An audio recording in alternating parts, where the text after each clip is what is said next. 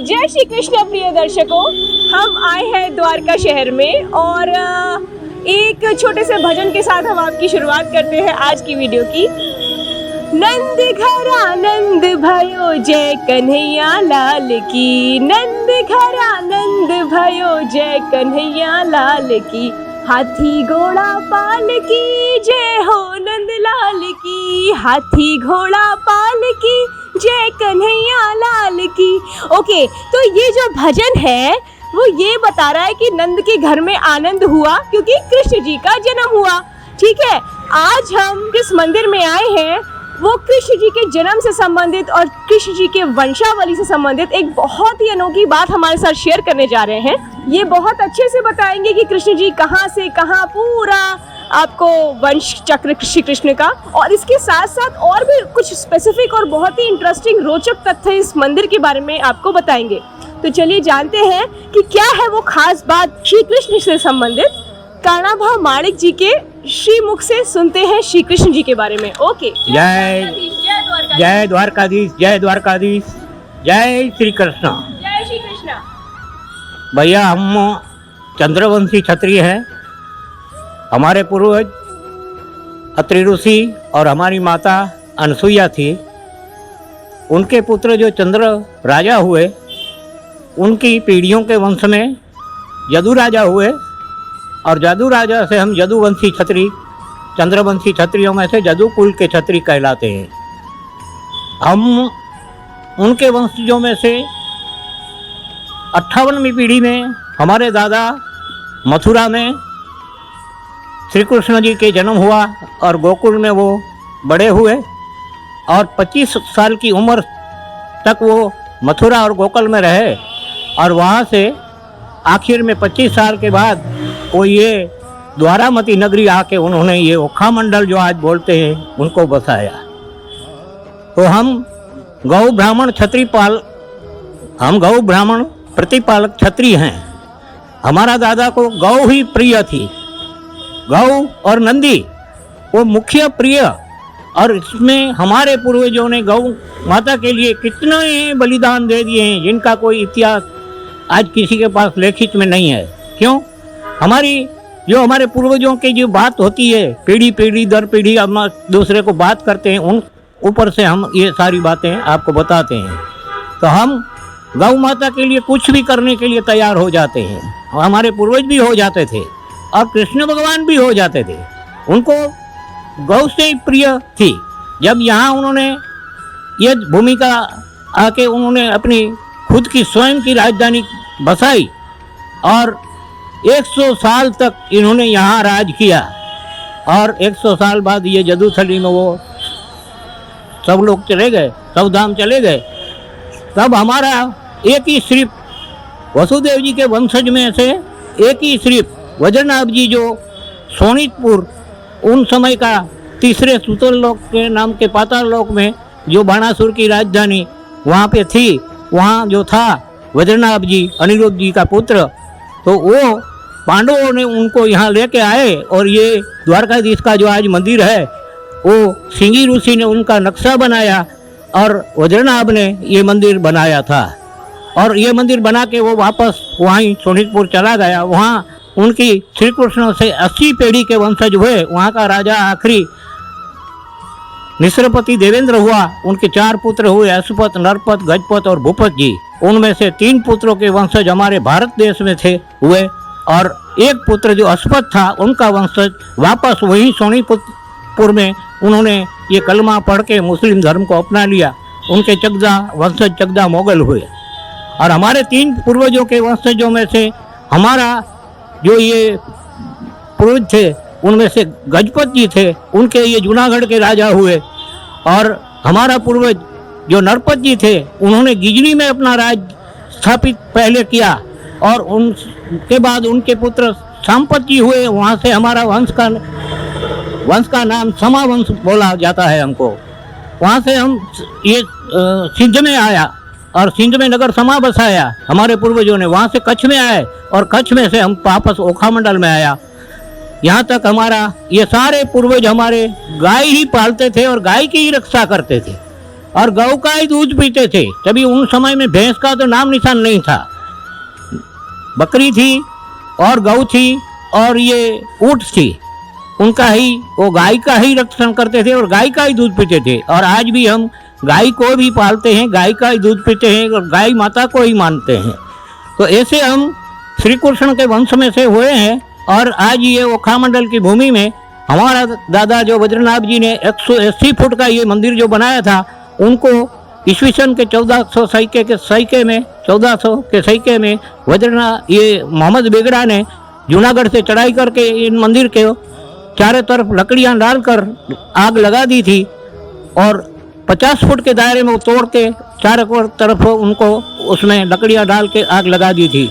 लेकिन ये तो ईश्वर का मंदिर है, इसलिए इनमें दाग भी नहीं लगा, कुछ भी नहीं हुआ।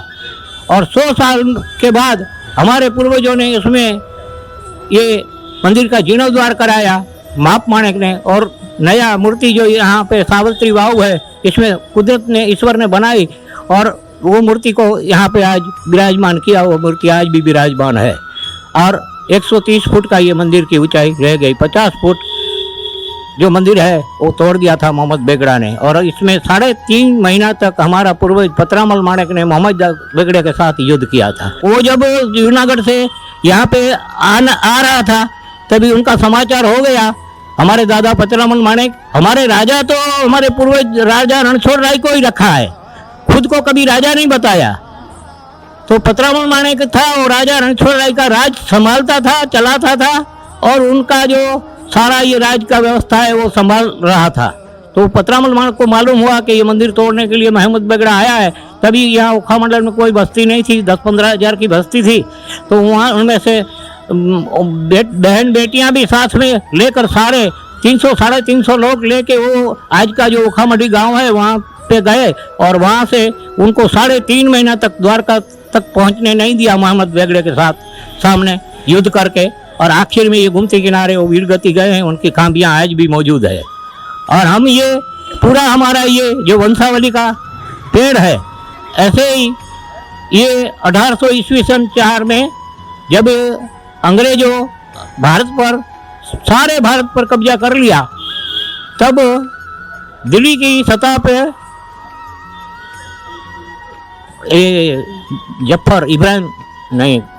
बहादुर शाह जफर आखिरी मुगल का राजा रहा। तभी अंग्रेजों ने उनको कैद कर लिया। तभी सारे भारत पर अंग्रेजों की सत्ता का ध्वज लहराता था। तभी सब भारत पर, पूरे भारत पर जब अंग्रेजों का ध्वज लहराने लगा, तब एक राई के दाने जितना ये राजा रणछोड़ राय का राज्य ओखा मंडल के वाघेरों के पास, जो उनके ही वंशज थे, ये जो पतरामल माणिक, इनके बाद में हुए समया माणिक, वो समया माणिक के वो राजा की द्वारकाधीश के राज की सत्ता वो संभाल रहा था। तब अंग्रेजों ने समया माणिक को फरमान भेजा कि अब तुम्हारा राजा रणछोड़ राय नहीं, और हम आपके राजा और आप हमारे को खंडिया भरो, यानी कि गुलाम। तो हमारे पूर्वजों ने उनके फरमान को ठुकरा दिया। तो अंग्रेजों के साथ हमारा युद्ध शुरू हुआ ईस्वी सन 1804। समया माणिक और उनके 5 पुत्रों और उनकी सारी भाइयात, हम सब हमारे पूर्वज मिलके, अंग्रेजों ने सिंध में से, चाइना से लोग भाड़ूती लेके सिंध में से वो नाव में द्वारका लेके आते थे और एक तोप। तो ये समया माणिक भगत थे द्वारकाधीश के, और राज भी चलाते थे। और राजा तो हमारा रणछोड़ राय हमारी पहले से ही, और कोई ओखा मंडल का राजा ही नहीं हुआ। आज भी आप किसी को पूछेंगे कि यहाँ ओखा मंडल का राजा कौन है, तो बोलेंगे राजा रणछोड़ राय। इसी तरह ये समया माणिक सत्ता संभाल रहे थे। तो समया माणिक ने भगवान के पास मंदिर में जाकर बैठ गए, बोले तो उनको आकाशवाणी हुई कि आप घबराओ मत, आप ये गढ़ की दीवार पर आपके ओढ़ने की गोदड़ियों की 5 बना लो, 5। इन गोलों की ताकत मैं हर लूंगा और गोलों को आप तोप के गोलों को आप रोक लेना पांजों में।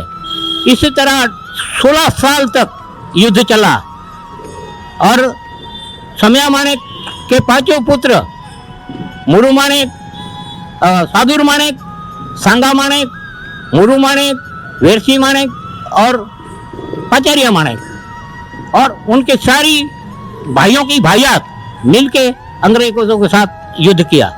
और समया माणिक की एक बहन पालीताना, जो आज का भावनगर डिस्ट्रिक्ट का गोहिलवाड़ का पालीताना है, वहाँ की एक वाणिया की बहन ने मानता किया था उनकी कि मेरे घर पर जो समया माणिक पुत्र देगा तो मैं 101 नारियल इसकी समया देव, उन्होंने देव मान के मानता की थी। लेकिन समया माणिक तो जिंदा देव थे, भगत थे, तो उनके घर द्वारकाधीश ने पुत्र दिया तो वो 101 नारियल लेके यहाँ ईस्वी सन 1807 में आई और बोले कि समया देव की खांभी कहाँ है, मुझे 101 नारियल तोड़ना है। तो बोले यहाँ तो ये समया देव तो पुजारी है मंदिर का, बहन जी कोई समया देव तो है ही नहीं, यहाँ इसकी खांभी नहीं है। तो वापस जाने लगा, तब समया माणिक को मालूम पड़ गया, तब उनको वापस बुलाकर बोला कि कल दिक्र बेटी तुम्हारा मानता पूरा करना। ये उनका तस्वीर है, मैं बता रहा हूँ आपको, ये समया माणिक का तस्वीर है जो मैं आपको बता रहा हूँ। ये पालीताना की बहन है और ऊपर लिखा हुआ है गुजराती में, हमारी भाषा में, देखो ये मन्नत मानी थी। तो ईस्वी सन 1807 में ये समय माणिक ने कहा कि बेटी आपकी मानता पूर्ण करो। आज भी ये मंदिर की दक्षिण दिशा के तरफ, मंदिर की बगल में ही आज भी उन गादी पड़ी है जो टूटी फूटी हालत में है। वो हमारे पूर्वजों की गादी पर वो बैठकर राजा रणछोड़ राय की पीढ़ी दर पीढ़ी से सत्ता चलाते आ रहे थे, उन गादी पर बैठ गए। उन्होंने ये 101 नारियल समया माणिक की शीश में जैसे घा करने गई तो इंसान की शीश में घा कैसा करना, वो जानकर उन्होंने अचका लगा। तब उन्होंने कहा कि हे बेटी, तुमने जो सच्चे दिल से मानता की है और तुम मेरे नाम पर तुमको हमारे दादा ने पुत्र दिया है, तो ये मेरा शीश है, उनको तुम पत्थर का समझकर घा करो। तो उन्होंने जैसे घा किया तो वो नारियल इनका अधर से टूट गया, 101 नारियल अधर से टूट गया और मानता पूर्ण हो गई। तब समया दादा द्वारकाधीश की पूजा करके सीधा गोमती जी में जल समाधि उन्होंने ले लिया। ये समया दादा का इतिहास।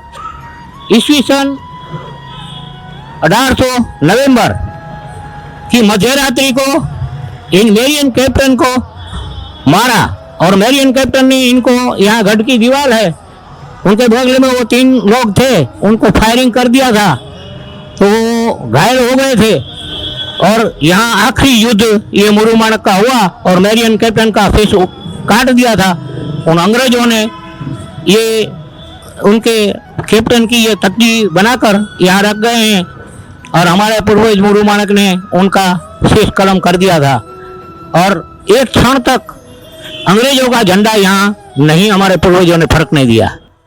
देखो ये हमारे पूर्वज है जो है, ये समया माणिक का पोता जो गजूबा पर पोता गजूबा माणिक हुआ, वो हमारे राज तिलक बोलते हैं उनको, हाँ। और उनका पुत्र ये मापबा माणिक हुआ, उनका ये राज तिलक हुआ, तब का पुत्र ये छोटा है। और ये उनका पुत्र हुआ मापबा माणिक। ऐसे पीढ़ी दर पीढ़ी हमारे, और उनके ये पुत्र आज भी मौजूद है जो साधुरबा माणिक। ये पीढ़ी दर पीढ़ी जो हमारे राज तिलक होते हैं। और वो जो सामरा माणिक है उनका इतिहास अलग है। वो उमा उषा जो है ना, देखो ये लिखा है, आप देखो ये बहुत पुराना है, वंशावली का है। यहाँ इसमें लिखा है संग्राम सिंह जो है दिल्ली में युद्ध धड़े युद्ध की तुम, इतना का मतलब है उनके धड़ ने युद्ध किया। आपके अपने ही लोग ने लिखा है मतलब? नहीं, ये हमारे जो लिखने वाले पीढ़ियों के बारोड़ होते हैं ना, आपके यहाँ क्या बोलते हैं पता नहीं है। आप बताइए आपके क्या बोलते हैं? हमारे तो बारोड़ बोलते हैं। बारोड़ जो होते हैं वो पीढ़ियों का हिसाब लिखते हैं। हाँ, उन्होंने इनका ही लिखा है। हाँ, ये लिखा है, देखो ये लिखा है, हाँ? ये सूर्यवंश का है। अच्छा, क्या आप लोग बता सकते हैं आपके पिता, उनके पिता, उनके पिता, उनके पिता कौन थे? आप लोग को तो 3 पीढ़ियों का भी नाम नहीं पता होगा। ये एक बहुत बड़ा चैलेंज है। हमको अपने पूर्वजों के बारे में पता होना चाहिए, उनका नाम पता होना चाहिए। इन्होंने इतना बड़ा डिटेल यहाँ पे दिया है, पूरी वंशावली दिखाई है। राजपूत है ना जो हम साहब, हाँ। जिनको बोलते हैं, वो और हम सब एक बाप के बेटे हैं। अच्छा, ये इनकी वंशावली हमारी है। महान क्रांतिवीर मुरु माणिक जी का ये मंदिर है। अच्छा, एक अंग्रेजों के साथ 18 साल तक युद्ध किया। मैं आपकी बात समझ गई। अच्छा, आप ये बताइए, क्योंकि आप कृष्ण जी के वंशज हैं, हाँ, तो आपके घर में क्या अभी भी गौ सेवा चलती है? हाँ, बहुत। कैसे चलती है बताइए। हम डेली 5-7 मण, हमने हमारी पोजीशन के प्रमाण में, हाँ, जो हमारी पोजीशन है उनके प्रमाण में हम 5-7 मण हर दिन चारा डालते हैं गौ माता का। आप ही डालते हैं या आपके बच्चे भी डालते हैं? हमारे बच्चे भी डालते हैं, हमारे पिता भी डालते थे, हमारे बच्चे भी डालते हैं। क्या बात है। पीढ़ी दर पीढ़ी हम गौ की सेवा करते आते हैं। हमारे कोई इसमें कोई स्वार्थ नहीं। इसमें नंदी महाराज भी हुए रहते हैं और गौ माता भी रहते हैं, सब खाते हैं। 5-7 मण हमारे घर के बगल में ही हम उनको चारा डालते हैं गौ का।